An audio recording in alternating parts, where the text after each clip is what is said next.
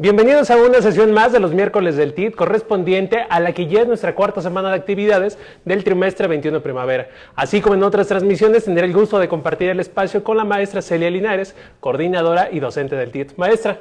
Hola José Ramón, ¿cómo estás? Buenas tardes a todo nuestro auditorio, a todos nuestros estudiantes del TIT. Bienvenidos a este miércoles. Vamos a tener un conversatorio muy interesante. Van a aprender mucho, seguramente todos vamos a aprender mucho con nuestros invitados del día de hoy. Y José Ramón tiene una información para darles a todos. Así es, maestra. ¿Usted qué prefiere, bailar o el yoga? Pues los dos, a lo mejor para diferentes momentos cada uno, pero ambos me gustan. Ok, maestra, déjenle comento y le comparto a todos ustedes que la Coordinación de Extensión Universitaria está ofreciendo clases tanto de yoga como de baile. Entonces, en este momento en pantalla, ustedes pueden ver por dónde es que pueden seguir estas sesiones y qué días son. Además de eso, también recordarles que aquellos que salieron como beneficiarios de conectividad y tableta, en breve van a recibir un mensaje de parte de la universidad para que sepan día y hora que les toca recoger este beneficio. Maestra. Gracias, José Ramón. Información muy importante, síganla buscando, va a estar en la página de la UAM, en el Facebook institucional. Vamos a hacer un corte muy breve y regresamos.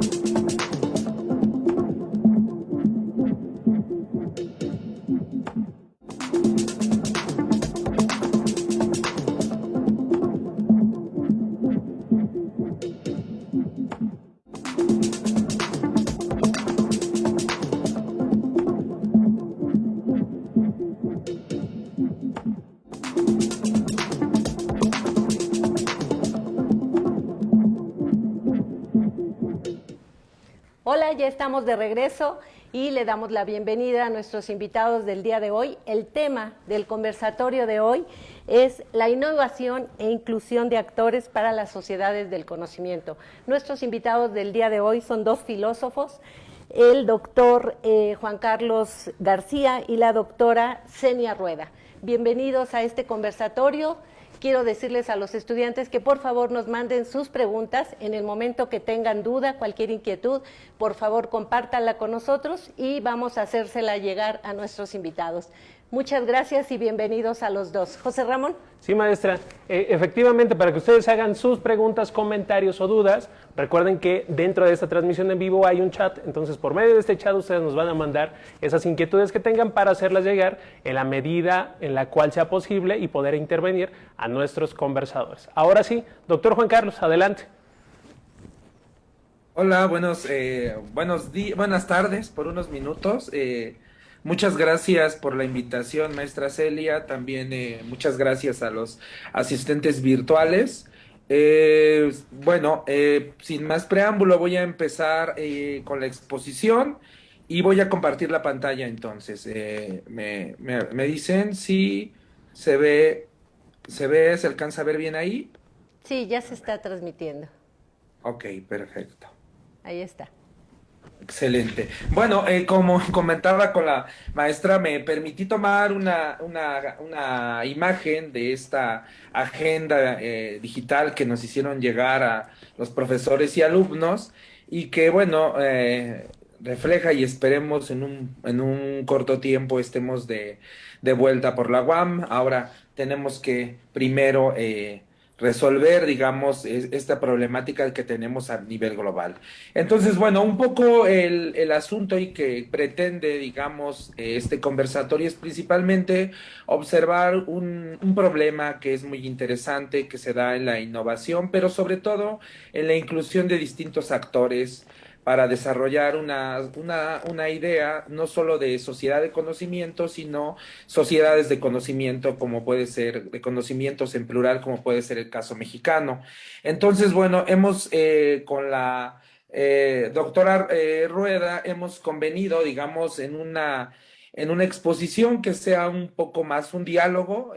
Creemos que también virtualmente se puede establecer un diálogo y en un momento determinado la participación de ustedes será, digamos, muy relevante para empezar a interactuar sobre todo en este tema, que se vincula mucho, creo yo, con la primera unidad y con la segunda, con el inicio de la segunda unidad, de las lecturas que tenemos del tronco, en donde yo, bueno, también soy profesor.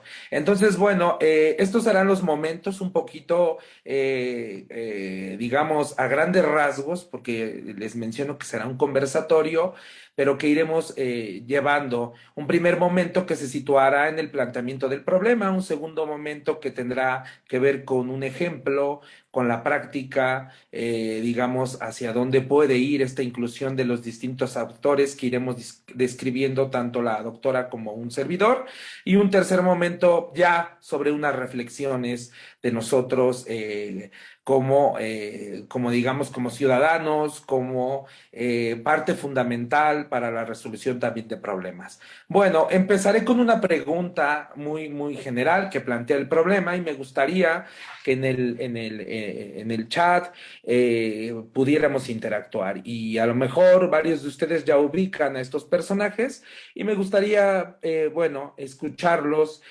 sobre todo leerlos. ¿Quiénes son estos personajes, no? Son muy relevantes, seguramente ya los van teniendo algunas muestras. Avanzo con otra imagen. Aquí hay un mural que me fascinó, un mural donde plantea también distintos actores relacionados con temas de ciencia y tecnología, algunos otros temas también que tienen que ver con la cultura, pero que fundamentalmente me gustaría que empezáramos a responder esta situación.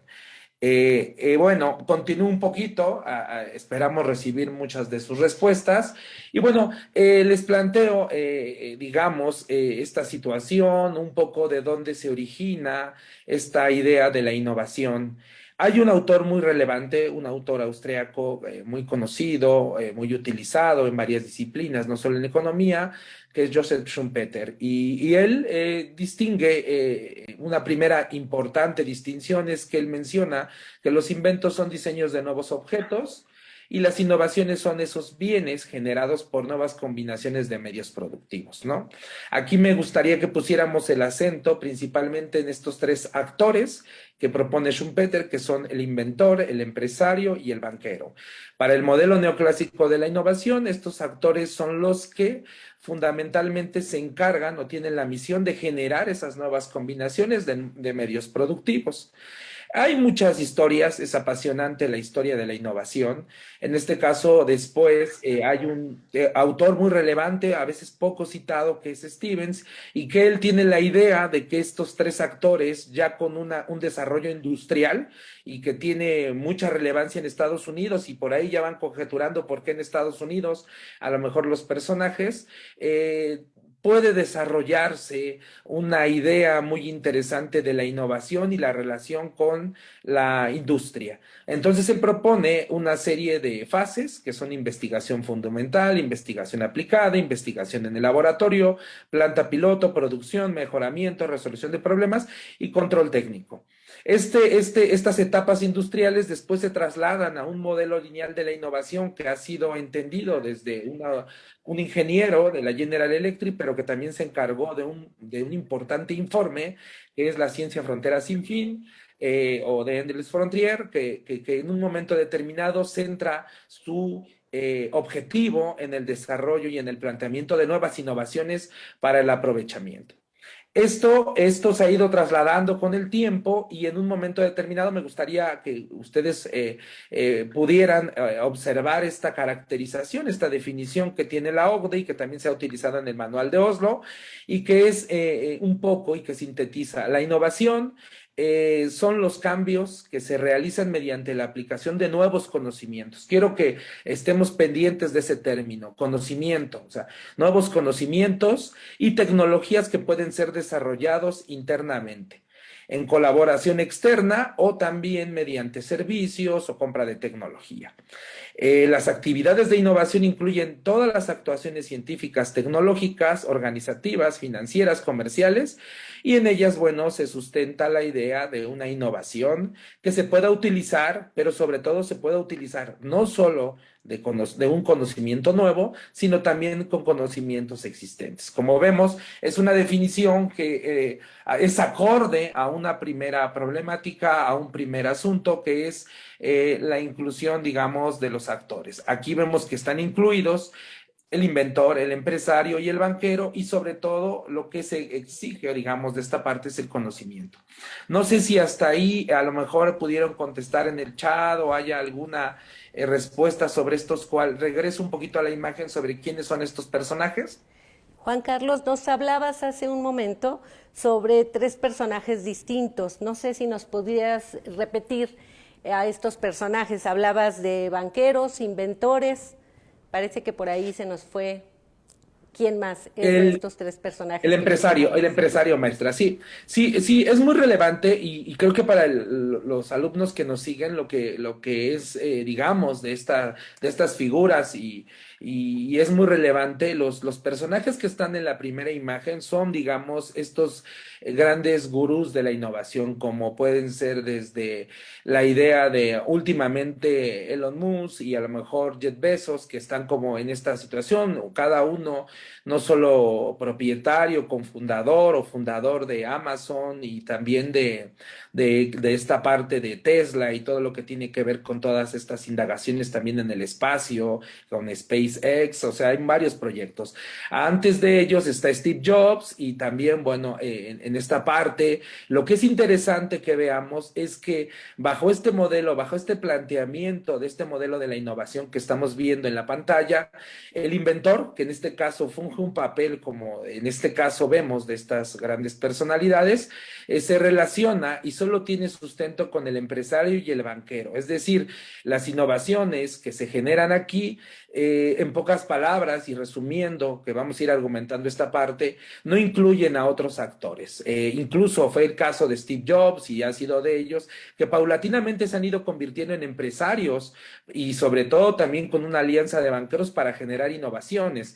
¿Esto qué suscita? Suscita una problemática bueno, que es hasta cierto punto actual, que es que otros actores que quieren incluirse a este modelo de la innovación es complicado, prácticamente son invisibles, o sea, serían gente que está externa propiamente. Incluso hay inventores, y les mostré una imagen que del lado derecho, si alcanzan a observar, está uno de los personajes más icónicos de la innovación y también de los que sufrieron más, digamos, exclusión por muchos de sus propuestas, que fue Tesla, ¿no? En ese sentido, empezamos a observar que este modelo, si bien nos ha ayudado o ha ayudado al mundo a desarrollar tecnología, de lo cual no niega nadie, ni conocimientos nuevos, sí tiene un problema, y como todo, chicos, esta parte que hemos visto seguramente en sus clases, los problemas y las situaciones tienen que ir mejorando. Entonces, la idea en esta exposición es precisamente aumentar esos actores, no solo el inventor, el empresario y el banquero, sino de alguna manera incluir a otros actores que puedan ser productivos y puedan ayudar a la innovación y sobre todo a la resolución de problemas que vamos viviendo día a día en nuestra sociedad. Ese es un poquito el objetivo, maestra. Muy bien, muy interesante esta parte. Maestra, ya tenemos una pregunta, interacciones de parte de los alumnos dentro de la transmisión en vivo. Doctor, le pregunta Ariadna Vázquez, ¿en la UAM se puede aplicar esta innovación? Muy interesante pregunta, José Ramón, muy interesante. Y mira, sí, de hecho en la UAM, en las universidades, incluso en la UNAM también, seguramente Senia lo sabe, en el Politécnico, en las universidades, en un momento determinado siempre hemos utilizado, digamos, la propuesta de un modelo neoclásico de la innovación, de un modelo evolutivo, incluso en los últimos años de innovaciones sociales, ¿no? Es muy interesante la reflexión que se tienen colegas pero muchas veces el problema que se ha presentado es precisamente que del lado del inventor tenemos un capital excelente, chicos. Esta idea del inventor, que iremos matizando, la podemos hacer cualquiera de nosotros. Lo que pasa es que tenemos que tener una serie de prácticas, conocimientos que tenemos que ir aprendiendo, ¿no? El problema que a veces se suscita ya es el capital que se pueda tener.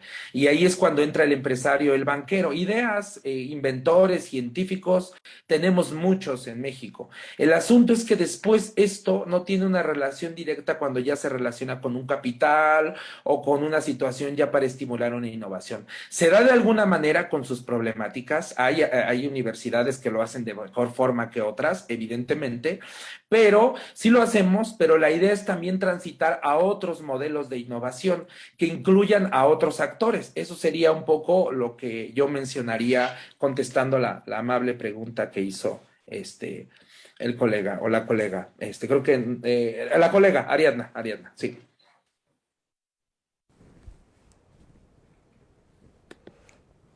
Bueno, ¿continúo? Por favor. Bueno, entonces mire, yo ya pasaría un poquito para ver, ya viendo el problema, que es un problema, chicos. Cuando hablamos de problema de investigación, y un poco, a lo mejor van a recordar sus clases ahorita que estamos con el problema de investigación en la UAM, un poco compartiéndole a Senia que en el tronco interdivisional, en el primer trimestre, nosotros, los profesores y alumnos, tenemos que encargarnos de elaborar un primer proyecto de investigación que vaya directamente relacionado a la resolución de un problema y sobre todo un problema de la sociedad, ¿no? Es un poco el planteamiento muy interesante de la UAM, en el cual es bastante encomiable. Y bueno, no tengamos un poco de miedo. La idea de la investigación, chicos, la idea de la investigación, de las comunidades científicas, de los profesores, de ustedes mismos en su formación, es precisamente siempre estar viendo dónde pueden aportar una pequeña solución. Puede ser pequeña, puede ser grande, eso no importa, chicos. El chiste es siempre tratar de aportarlo.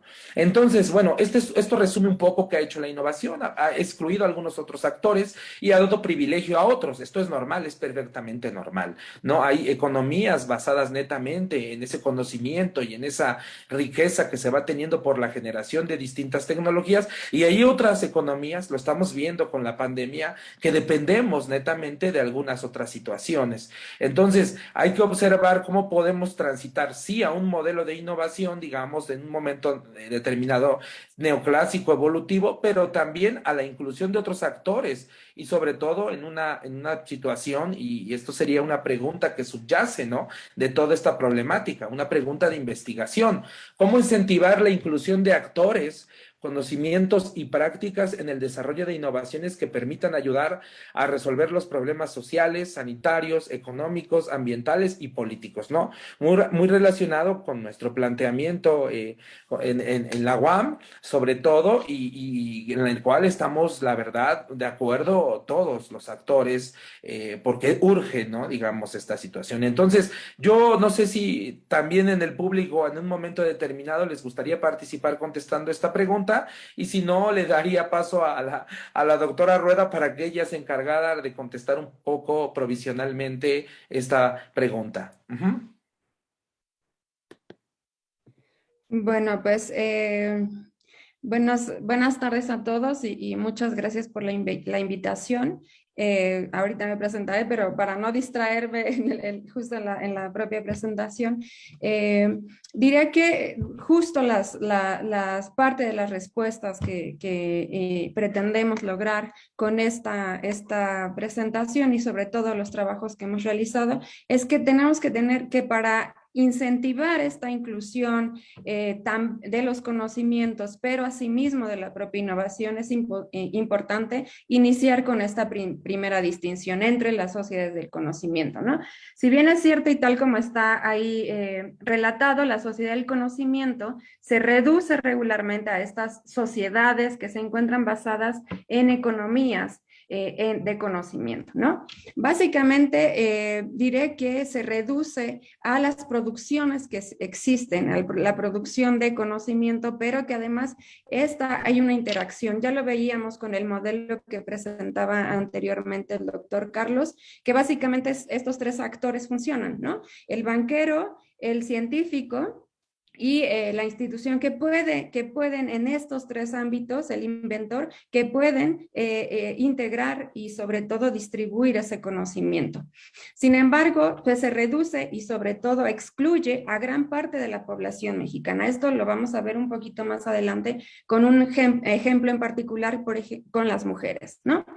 Sin embargo, hay otra perspectiva que esta la vinculamos y la retomamos del doctor León Olivé, donde consideramos que es importante involucrar e incluir los conocimientos que emergen desde otras latitudes, ¿no? En particular, por ejemplo, en la sociedad mexicana hay miembros que pueden ser tomados como individuales y colectivos y que tienen la capacidad, y ahí están enumerados, de apropiarse del conocimiento disponible y generado en cualquier parte del mundo, aprovechar de la mejor manera el conocimiento que ha generado la misma sociedad históricamente, incluyendo el conocimiento científico y tecnológico, pero también los conocimientos que se generan en estas sociedades, ¿no? Que podemos identificarlos como conocimientos locales y tradicionales.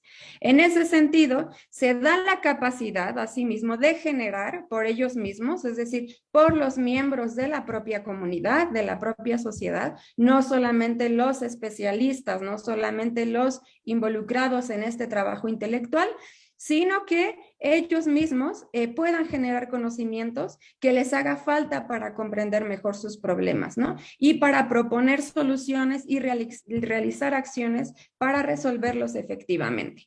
Entonces, este modelo que presentaba hace un momento el doctor Carlos, desde luego integra tres agentes, pero sigue siendo excluyente, sigue siendo de alguna manera limitado. Entonces nosotros giramos siguiendo al doctor Olivé, retomamos esta noción de sociedades de conocimiento, ¿no? Donde la sociedad tenga esa capacidad de apropiarse del conocimiento, aprovechar los conocimientos, pero también generar y resolver sus propios problemas que emergen en la propia cultura. La siguiente, por favor. Bueno, y en este mismo sentido, yo, tal como lo preguntaba el doctor Carlos hace un momento, yo les preguntaría, ¿quién es esta mujer? ¿Por qué es importante la inclusión de actores? Y aquí nos vamos a enfocar básicamente en las mujeres, en los procesos innovadores. Así como los científicos son especialistas, expertos en la materia, desde luego que también podemos incluir otros actores. Entonces, no sé si alguno en el chat, algún alumno, compañero quiera participar en el chat, pero mientras, si vamos a la siguiente diapositiva, por favor. Senia, te interrumpimos Adelante. un momento. Está bien, Iván sin Zárate problema. nos pregunta si ustedes creen que hay miedo y rechazo a nivel mundial incluso a la invención, a la innovación, y que esto puede estar atrasando el progreso en el mundo. ¿Cuál es la situación que ustedes pueden percibir respecto a la innovación? ¿Hay rechazo o hay una aceptación o hay presiones al respecto? Si quieres contestar o quieres que conteste. Adelante, yo puedo complementar y si quieres. Sí. Bueno, la verdad es que es sumamente interesante este planteamiento y seré para fines de esta interacción muy puntual.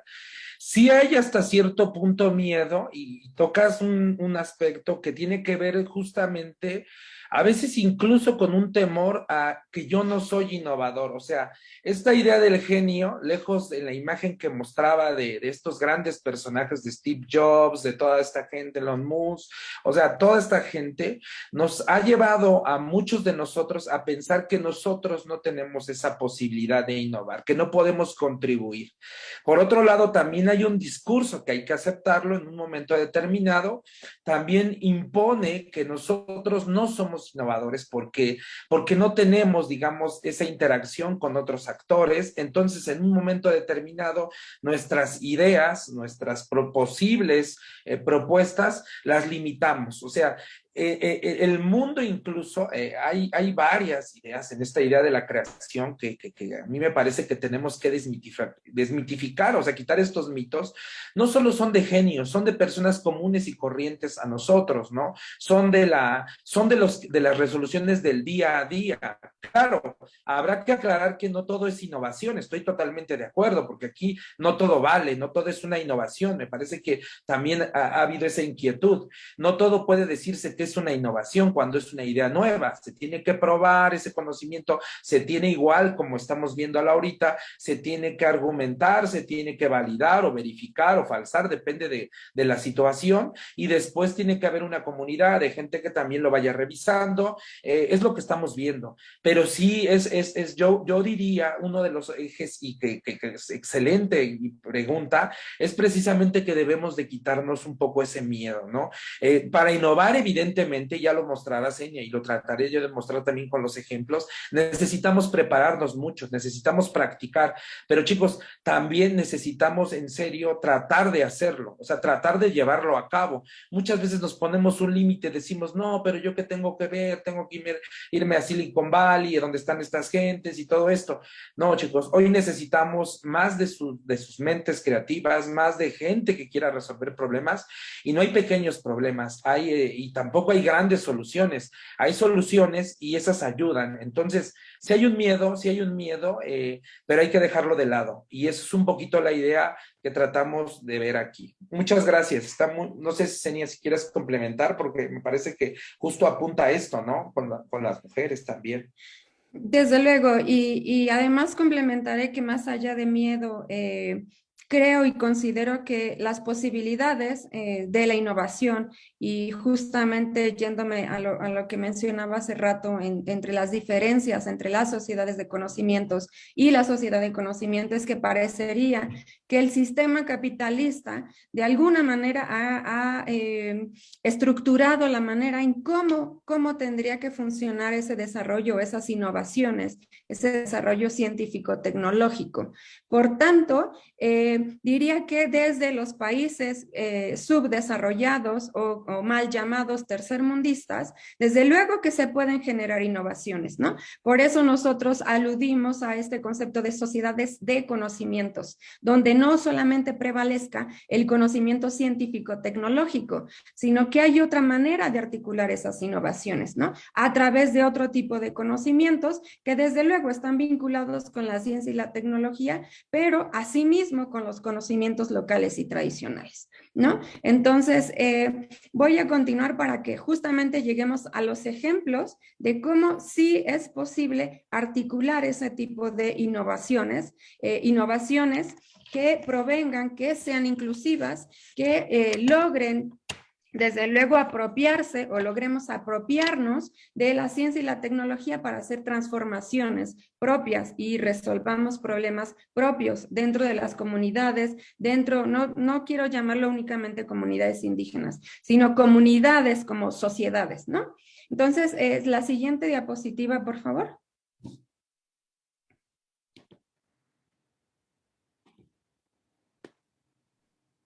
Bueno, en lo que cambia la diapositiva, preguntaba quién era esta mujer, justamente dando este sentido de inclusión. Diré que es mayormente conocida como la esposa de Lavoisier, pero ella tiene un nombre que es Marianne Pierrette Paulès Lavoisier.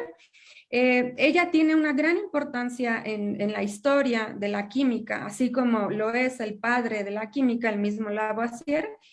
Ella es una políglota, estudió, bueno, evidentemente es francesa y por tanto domina el lenguaje del francés, dominaba el inglés, el latín, entre otras lenguas, principalmente estas tres. Era dibujante, grabadora, era una traductora crítica. La ciencia que se desarrollaba, la química, sobre todo la alquimia, que se desarrollaba en aquel momento era particularmente inglesa. Entonces ella servía de traductora, era la traductora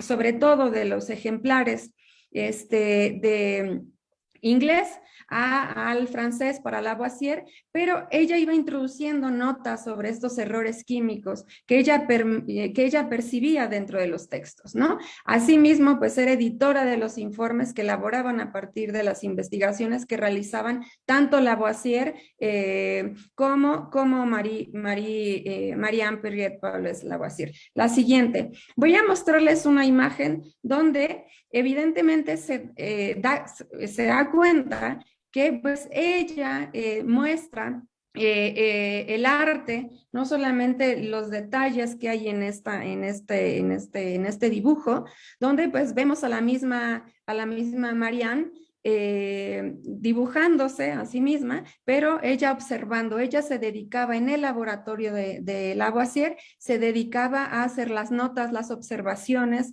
a ser bastante meticulosa al respecto de las investigaciones de Lavoisier, ¿no? Entonces aquí ella también se autorretrata, si la ven en su extrema derecha, ella sentada a la mesa viendo las discusiones que se generaban en torno de la respiración humana, en particular. El siguiente, por favor.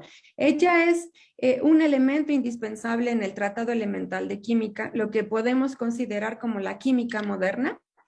El Tratado Elemental de Química, pues justamente es el parteaguas entre lo que se entendía como la alquimia y la propia química, como una disciplina científica. Entonces, bueno, si se dan cuenta, de su lado izquierdo está la imagen del Tratado Elemental de Química, en donde solamente el autor aparece, Lavoisier, como científico. En ninguna de los informes fueron presentados o fueron firmados por ella tampoco. El dibujo que ven de su lado derecho, estos son dibujos que la misma Marianne dibujó sobre, en particular, de los procesos químicos. Aquí recuerden, si recordarán sus clases, en particular de bachillerato sobre química, pues uno de los elementos importantes para derrumbar de alguna manera la teoría del flogisto, pues era cómo podíamos determinar el oxígeno, ¿no? Un elemento nuevo, un elemento químico importante. La siguiente, por favor, y que da cuenta de cómo la mujer, en este caso Marianne, es tan importante en la decisión, en la inclusión de conocimiento. Sin ella, y les dejo un libro que es muy importante, es una obra de teatro que escriben Carter Gerasi y Ronald Hoffman. Ellos son químicos, han ganado el Premio Nobel de Química, pero en esta obra de teatro también recuperan el sentido de Marianne. ¿Por qué? Porque, bueno, ella es la que logra vincular a Priestley, un inglés, con los postulados mismos de Lavoisier. y es la que interviene. Entonces, estos procesos regularmente, la ciencia se trabaja, se constituye en equipo, y este es un ejemplo muy importante de cómo una mujer como Marianne forma parte de un desarrollo, de la formación de una disciplina científica. La siguiente, por favor. Si hasta aquí tienen alguna duda, nos pueden interrumpir en cualquier momento, que nos interesa más un conversatorio. Tengo una duda, al final del día la innovación que hay en la actualidad tiene mucho que ver con la sociedad del conocimiento, pero todo esto proviene de un ideal occidental.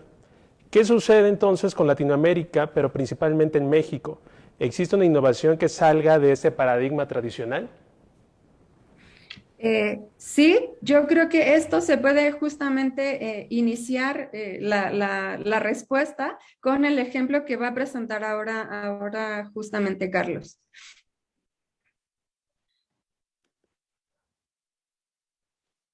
¿Si se escucha bien? Sí, ¿verdad? Sí. Bueno. Bueno, pues sí, la verdad es que digamos, creo que es muy interesante de este conversatorio precisamente la pregunta que lanzas, José Ramón, porque ese es uno de los principales retos, ¿no?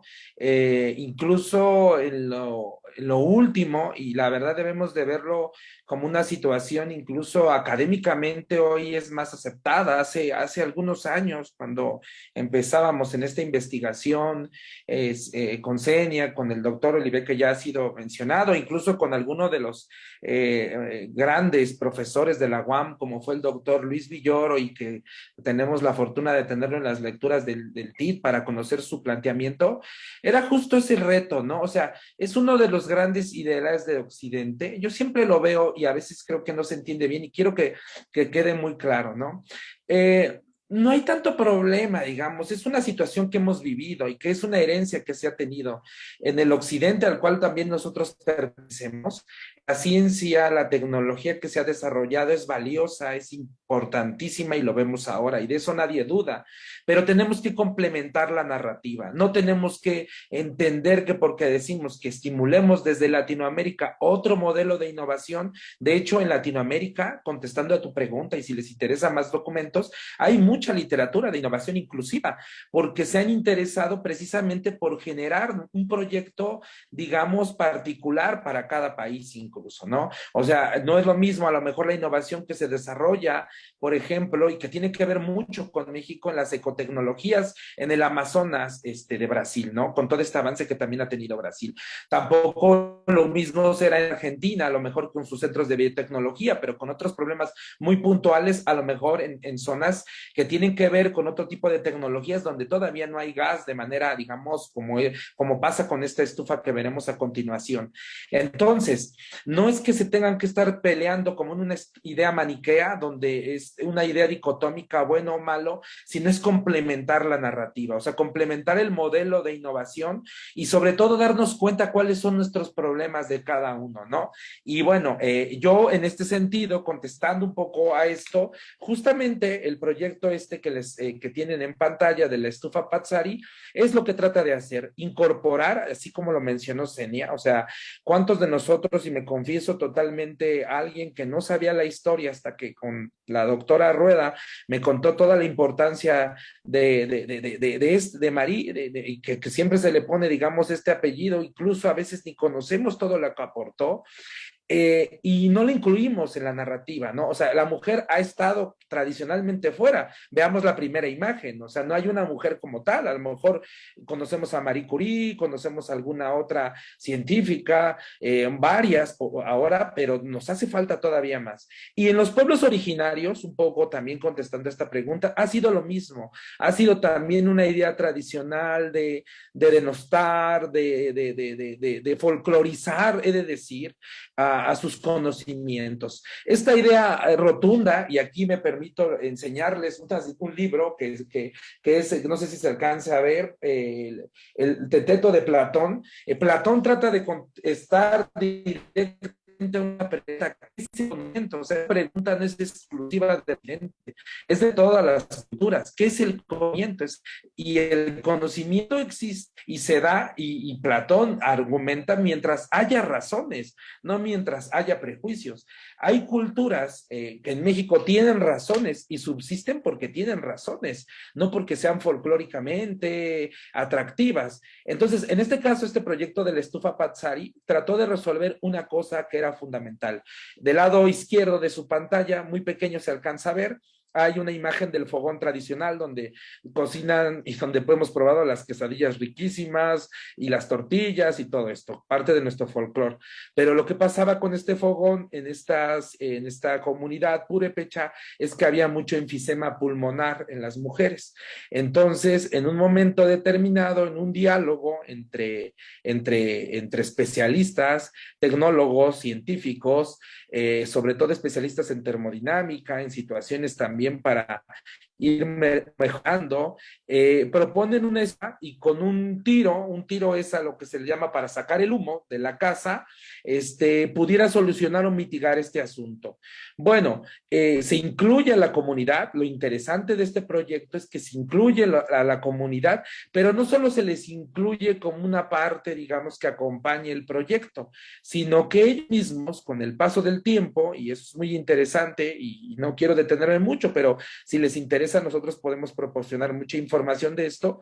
Con el paso del tiempo, las comunidades se apropian de estas estufas y las van modificando. Incluso por acá se alcanza a ver los diferentes modelos de estufa Pazzari. O sea, hay gente que ya le va poniendo, digamos, alguna situación que tiene que ver con una mejora, alguna situación a lo mejor estética, pero lo interesante de esto, que quiero que quede muy claro, es que hay un diálogo permanente en los conocimientos que tiene una comunidad desde Occidente, que puede ser llamada, así como se ha entendido, o desde un modelo de innovación y de conocimiento científico y tecnológico, y una comunidad que conoce su problema y que a lo mejor ese problema no sabe cómo resolverlo, pero después se apropia. Y al final de cuentas, esta innovación, este mejoramiento, no solo en la calidad de vida, lo que ha sido interesante de este proyecto es que ahora, por ejemplo, la misma comunidad es la que certifica el uso de estas estufas. Entonces, cualquiera que se quiera acercar de una comunidad cercana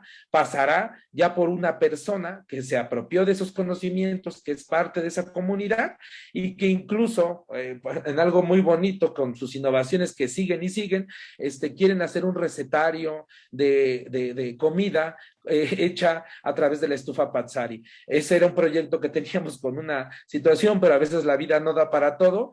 Muy hermoso porque ya no es un proyecto planteado solamente desde las prácticas científicas y tecnológicas, sino que la gente ya es de él y ellos lo mejoran y aparte va en calidad, en consonancia con la sustentabilidad, un asunto de vital importancia en estos tiempos y que sobre todo en México podemos aprender mucho de otras comunidades, ¿no? Originarias.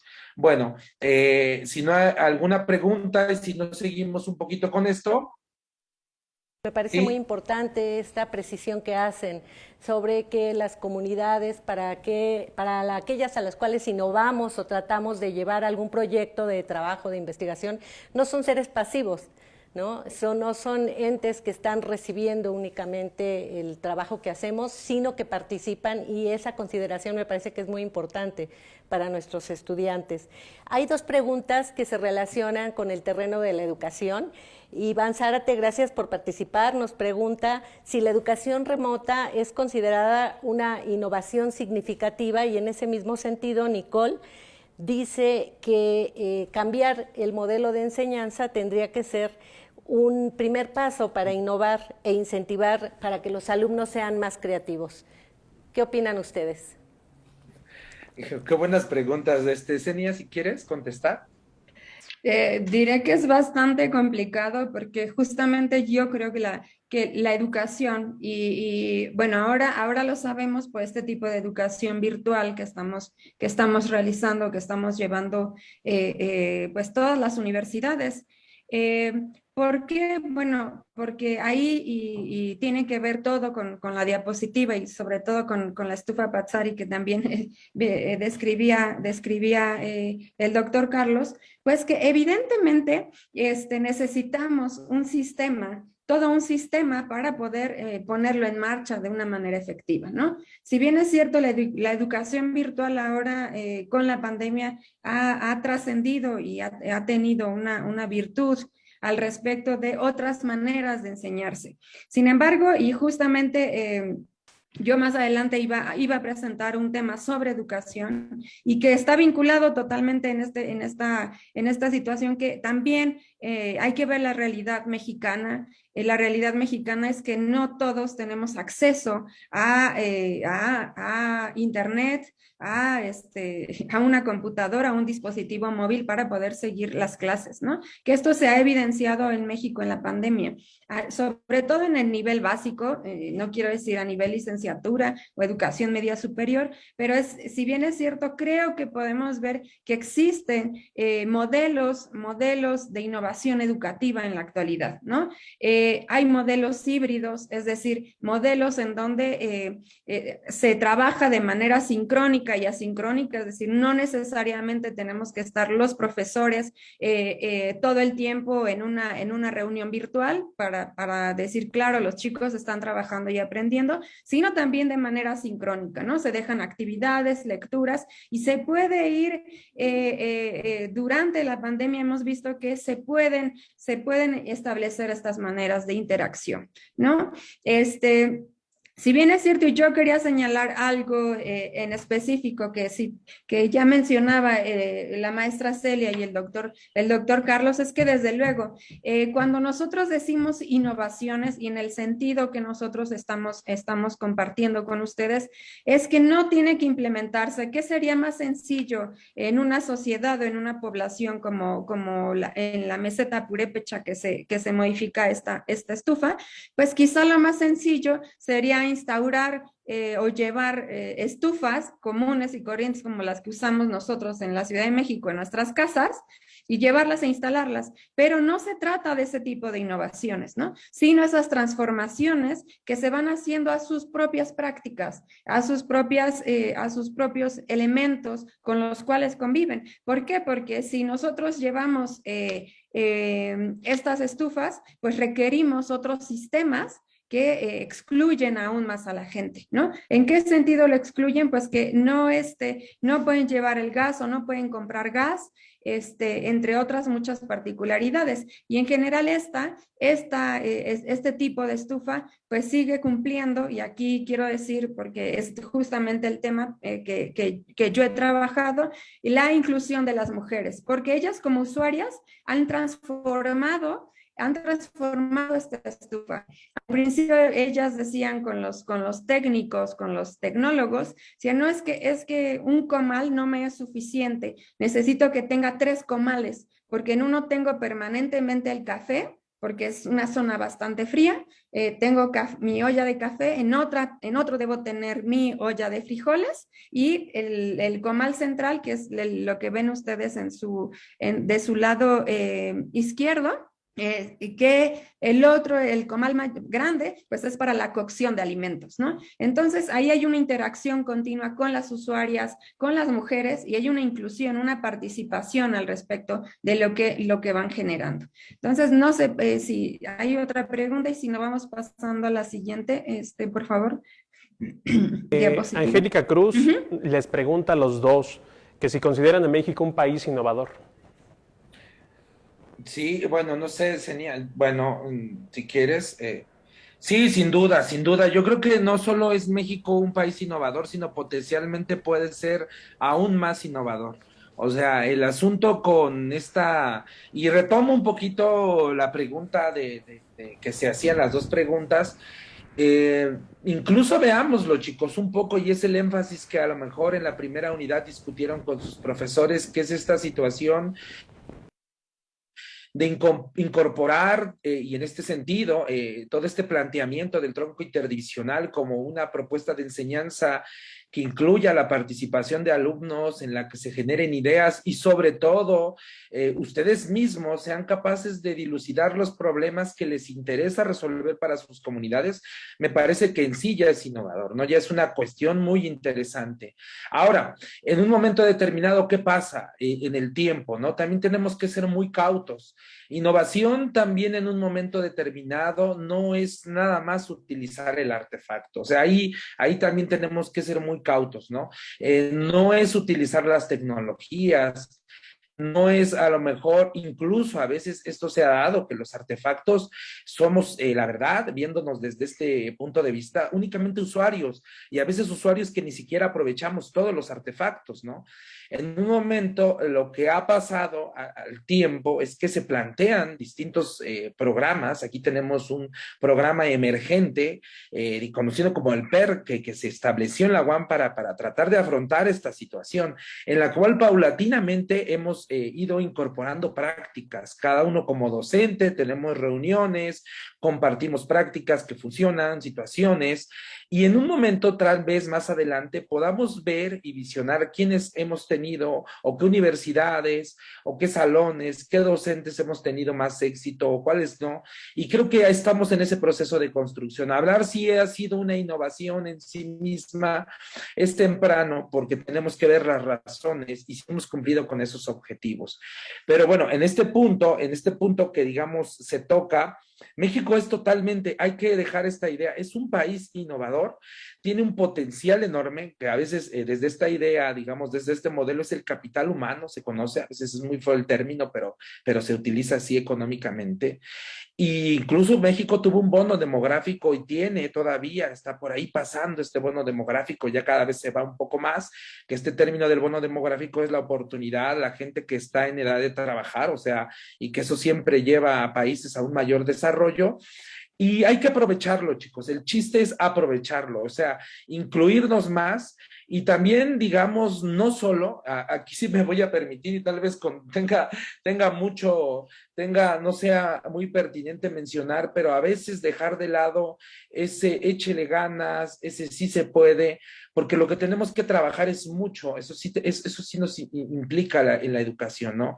O sea, las cosas se generan porque hay mucha gente practicando, mucha gente educándose bien, muchos profesores en formación, confiando e incluyendo a otras culturas que también tienen muchas prácticas valiosas y que, como lo dijo la maestra, no son culturas pasivas, también de ellas aprendemos. Y la idea que ha sido tradicional es que son pasivas y nosotros enseñamos únicamente, y muchas veces también tenemos que prepararnos para aprender, escuchar con otras comunidades, incluso de otras disciplinas. Y bueno, ahí lo dejaría porque es bien interesante, pero sí, yo afirmativamente digo y no, en los hechos y en los datos nos faltará entrar al modelo de innovación en las patentes, en la generación, pero en la población y en lo que generamos, miren, vean chicos, a veces se ve como algo folclórico, pero vean toda la riqueza de nuestros estados.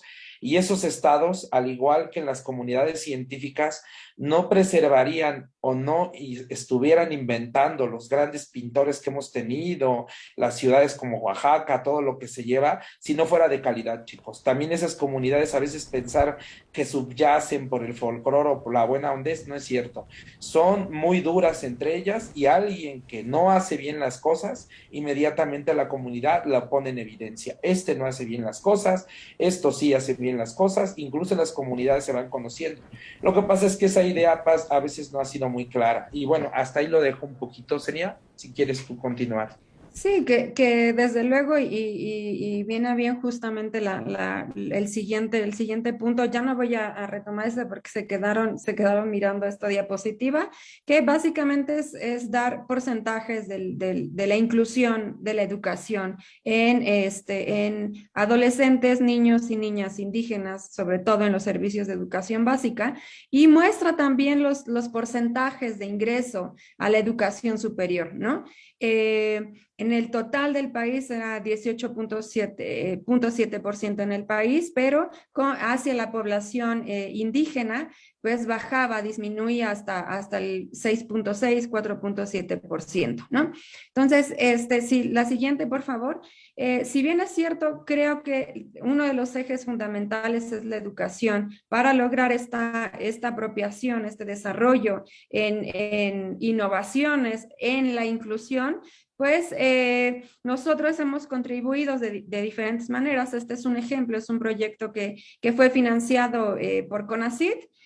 Lo trabajamos en una comunidad que se llama San Pedro y San Pablo Ayutlamije, en Oaxaca, y se realizó a través de 3 ejes transversales, vinculados sobre todo en esta noción que ya mencionábamos sobre sociedades de conocimientos, pero llevamos diferentes pasos, ¿no? Unas fueron conferencias de consenso, es decir, había un grupo de expertos, lo digo entre comillas expertos, porque si bien es cierto y ya lo señalaba la maestra Celia, evidentemente quienes fueron más expertos en este caso y en el proyecto, pues fue la propia comunidad, ¿no? Pero el interés de las conferencias de consensos, por lo menos para este taller, para este proyecto, era la interacción entre los expertos, el vínculo que se estrechaba con los expertos y la propia comunidad, ¿no? Esta interrelación de los propios conocimientos generados en ambos ámbitos.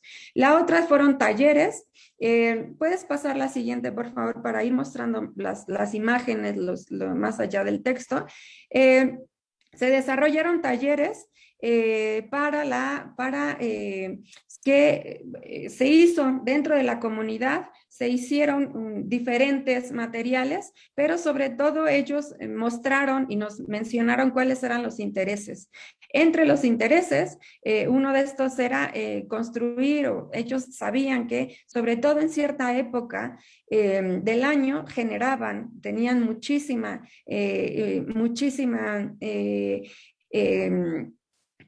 fruta en específico, y básicamente lo que ellos hacían era pues desechaban esto, ¿no? Entonces, no, necesitamos aprovechar esos recursos, y nosotros diseñamos o les propusimos un manual para la construcción de deshidratador solar de alimentos, ¿no? No solamente es un manual, es un producto, podríamos decirlo, un producto del proyecto. Ellos estuvieron en talleres para poder desarrollar este manual, y esto como resultado, pues básicamente es que hay una interacción, una inclusión de los propios conocimientos. No solamente es lo que ellos generan, si quieres ve pasando las siguientes, sino cómo se incluyen a estos procesos. La innovación, sobre todo, viene dentro de otras cuestiones, y evidentemente diré que uno de los proyectos bien logrados con esta comunidad se ha trabajado desde el 2010, si no mal recuerdo, en el Seminario Sociedad del Conocimiento y Diversidad Cultural de la UNAM, que era dirigido por el doctor León Olivé, ahora es dirigido por mi colega Mónica Gómez, pero que se ha llevado a marcha, es decir, este proyecto ha contribuido también a que se forme un centro, el centro Ayuc, un centro en la UNAM, en esa región de San Pedro y San Pablo Ayutla, ¿no? Donde se incorporen no solamente los conocimientos que se provean desde la universidad misma, sino que se integren también los conocimientos y se incorporen y traten de resolver los problemas de las propias comunidades. Entonces, no sé si quieras comentar algo más, Carlos. ¿Está cerrado tu micrófono? Creo que para ir cerrando un poco con las conclusiones, maestra, yo creo que estamos ya finalizando el tiempo. Creo que sería interesante mencionarles y recalcar que cuando hablamos desde esta perspectiva es la inclusión de todos los actores. Ahora mismo estoy mostrando un poco también una práctica, un desarrollo de un modelo que se utiliza en el Instituto Nacional de Cardiología y que es de la más alta, podría pensar uno, de la más alta tecnología y digamos, a veces también en esas comunidades, a veces la inclusión de conocimientos, de prácticas, a veces también hay esa limitante, como lo señalaban en la pregunta, ¿no?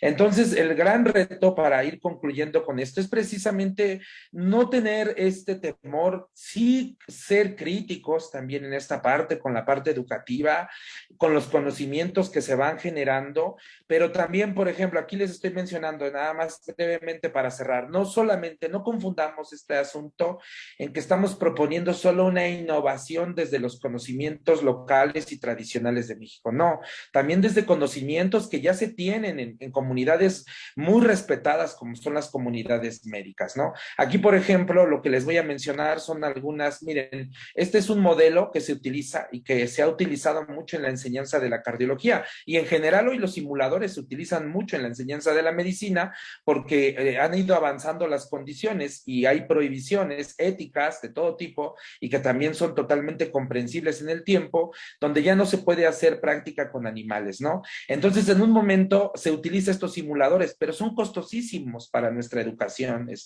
Entonces, muchos de estos doctores a veces también han tenido ese temor, bueno, yo cómo voy a tener con todo el trabajo de innovar, pero algunos de ellos se meten a esta idea y empiezan a ver una solución. Este simulador es muy costoso, no lo pueden tener, lo tienen que rentar en algunos institutos y lo que han hecho es plantear, digamos, una alternativa, ¿no? Aquí se alcanza a ver, no sé si se ve en la imagen, un modelo que han establecido estos mismos profesionales, principalmente guiados por el doctor Edgar, en el cual este modelo lo que hace es precisamente tratar de revertir ese problema en educación, ¿no? Estos profesionales que todos de la medicina son los que se van a encargar, digamos, de realizar ciertas funciones en catéteres, poner catéteres, ya una cuestión a veces que lo veremos en una imagen con una de estas jeringas y en un momento determinado lo que ocurre es precisamente que han sustituido la enseñanza y que funciona muy bien este modelo por un planteamiento de una nueva idea, ¿no?